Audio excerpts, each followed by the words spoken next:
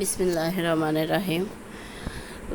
যখন আমরা তায়েব করতেছি সৌদি আরব টাইম একটা, তখন হঠাৎ করে আমার চোখটা আকাশের দিকে যায়। তখন দেখি চারপাশে আবাবিল পাখি তায়েব করতেছে, কিন্তু আমাদের মানুষগুলা যখন আমরা তায়েব করি তখন ধাক্কাধাক্কি হয়, পা পিষ্টে পড়ে অনেকে ব্যথা পায়, খুব কষ্ট হয়। কিন্তু ওরা দেখেন খুব সুন্দর মতে লাইন বাই লাইন ওরা টাইপ করতেছে, আবার চারপাশে দিয়ে উপরে দিয়ে কেউ কোনো ব্যথা পাইতেছে না, কোনো কিছু করতেছে না।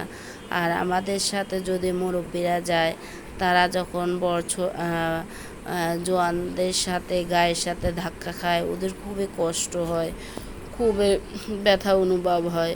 এই জিনিসটা দেখি না, আমাদের অনেক কিছু শেখানো।